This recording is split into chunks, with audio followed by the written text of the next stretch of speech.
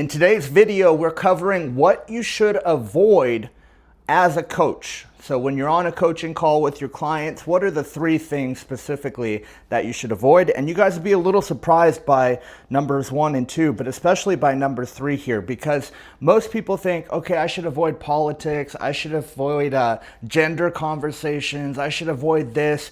And, you know, there might be some truth to that, but it depends on what industry you're in and it depends on the client. There's some clients you'll have. I have a client that brings up politics a lot. We tend to agree on a lot of stuff, so I don't mind, but I do cut it short because that's not the purpose of the call. So let's just jump into this, okay? Number 1, the most important thing to avoid, and I hope you guys are taking notes on this one because this is so important. Avoid talking too much. Most coaches are extroverts, okay? That's how they got into coaching. Oh, I'm so excited. I'm going to get out there and help people. It's going to be amazing. But the reality is that doesn't actually help as much as you think it is. There's a great video I put together. You guys can check this out after this called What is the 70-30 Rule of Coaching? Really simply understanding this can absolutely change how effective you are as a coach. 70% of your coaching calls should be your client speaking. The other 30% should be you. Now, the reason this is important isn't quite what you think. It's not because people don't like hearing you speak. It's because if you spend too much time talking, you're not doing enough time digging into the problem.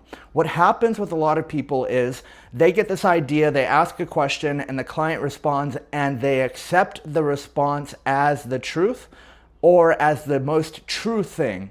A lot of times your clients are going to respond with a surface issue or a symptom of the real problem. They might say, well, we're not making enough sales.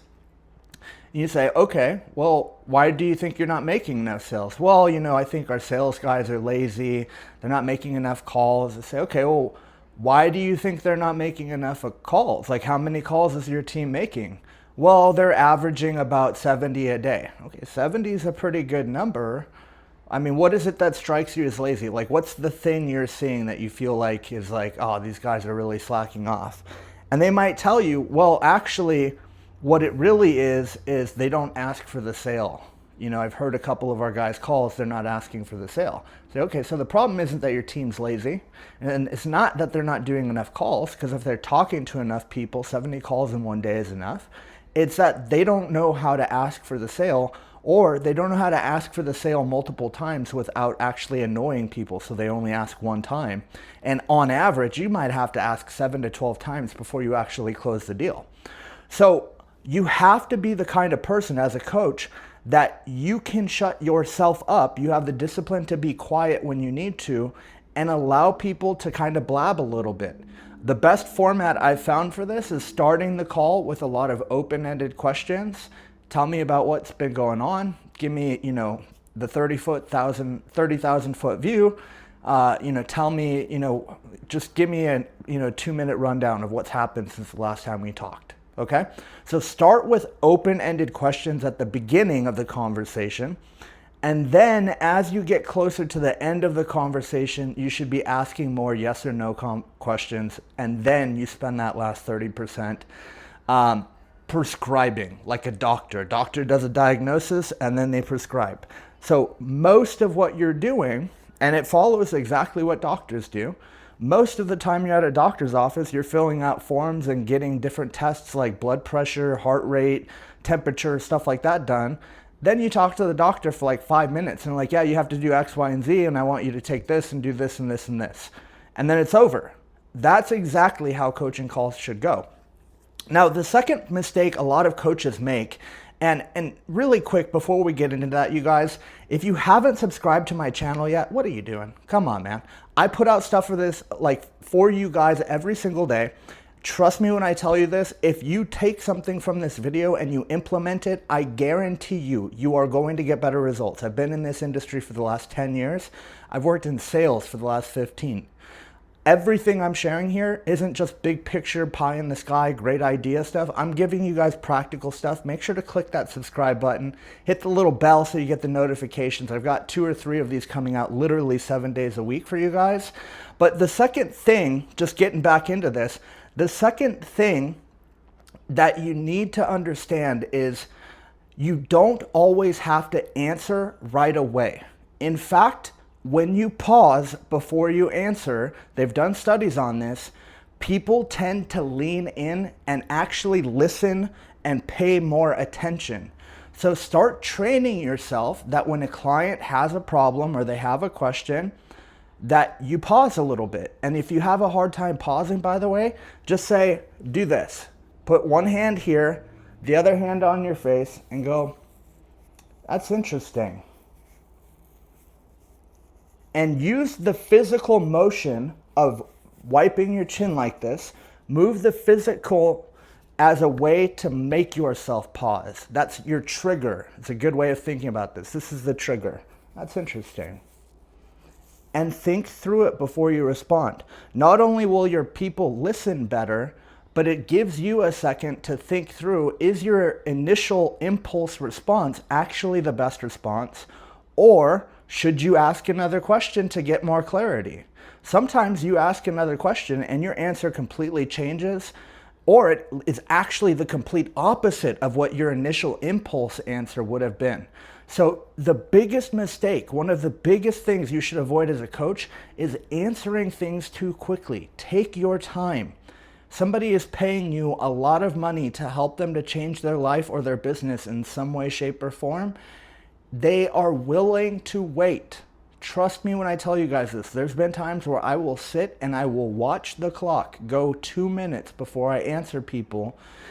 And sometimes they're like, hey, are you still there? It looks like you froze. And I'm like, yeah, I'm just thinking, I really want to make sure I word this correctly because what you want to do is blah, blah, blah. And I answer. So you can go 2-3 minutes without saying a single word. So make sure that you really don't answer people too quickly, especially if it's the first thing they say. Give them a couple of more questions so that they can kind of unveil more of the situation to you so that you have more information to use. Kind of like if you're a general in a war, you wouldn't look at one tiny spot on a map. What you would do though is you'd look at that tiny spot, you'd look at the surrounding area, you'd look at different ways of coming in, different ways of getting out, and you'd start to strategize from there. So one of the most important things you guys can avoid as coaches is just impulse answering people. Look, they're paying a lot of money. It's worth it to make them wait a minute or two because they'll pay more attention and you'll give better answers. And just if you guys are really struggling, by the way, on the sales side of this, because the sales process is very similar to the actual coaching process, there's a link in the description below, or you could just type this out, stealthcloser.com. I took my last 15 years of sales experience, over 25 million in one-to-one sales, and condensed it down to 23 videos for you guys. It's not very expensive, by the way, and you don't have to fill out a bunch of forms and do all this crazy stuff. You just click a couple buttons, pay whatever it is, and you're set. Now, the third thing you guys want to make sure you avoid as coaches, and a lot of people struggle with this, a lot of coaches kind of step on their own toes in this situation, is becoming a therapist, okay? I don't know if you guys have ever been to a therapist. I have. Therapists make great money because they keep clients for like 12 months and they never take them anywhere. So they don't have to worry. If they get you as a client, 12 months, they know they're gonna make money. After that, they'll find another client. As a coach, people are paying you for specific results. They're paying you because you convince them that you have a solution to a problem that is more important to them than the money that they gave you for that solution. So you don't want to become a therapist where people are calling and they're like, oh, I've got this problem with this employee. I think we got to let them go. And you guys talk through it and you're like, yeah, I think you do have to let them go. And 2 weeks later, they call you back. They're like, man, this employee is so hard. And you're like, John, the guy you were talking about 2 weeks ago, they're like, yeah, don't allow that stuff. You have to make sure that you are actually challenging your clients. You have to push them. They're not hiring you to be their buddy. They're not hiring you to just have somebody to talk at. They're hiring you because they believe you will hold them accountable. So don't be scared to challenge them when they're being soft, when they're being weak, when they're making excuses. And as a coach, by the way, you can't do that. You can't make excuses. You can't be soft. You have to be leveling up too. But it is so important when you have coaching clients that you set expectations and you put guardrails in place, that you don't become a therapist, that you are consistently challenging your people to keep stepping up their game, so that hopefully by the end of that coaching period, let's say it's 90 days or 6 months or a year or whatever the program is, by the end of that, not only have you gotten them the results, you far exceeded it, and hopefully it's actually made other parts of their life better. Maybe they're a better mom or a better dad. Maybe they're a better husband or wife. Maybe they're closer to God. Maybe they're just in better shape. You know, whatever it is, the goal should never be, okay, I'm just going to become this person's therapist. I'm going to be their buddy that they can vent to every couple weeks. Their life isn't going to change, but I got the money already. At the end of the day, this is so crucial to understand, especially for you guys that are new coaches. This is so important to understand. You will feel more good. You will feel better every time a client calls you and tells you how something amazing happened that you've been working with them on. You will feel 1,000 times better then than you will when the money hits your bank account when they pay you. When you get paid, you'll feel great for 10 minutes. If it's your first big deal, you might feel great for a day.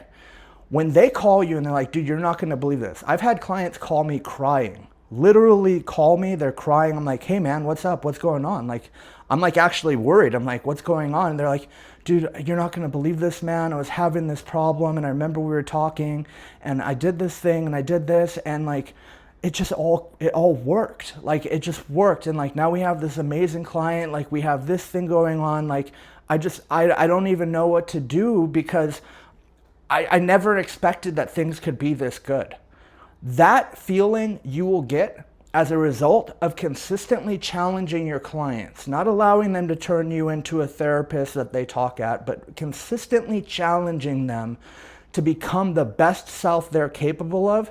That feeling will last longer and be 1,000 times stronger than you feel when you actually get paid for the service up front.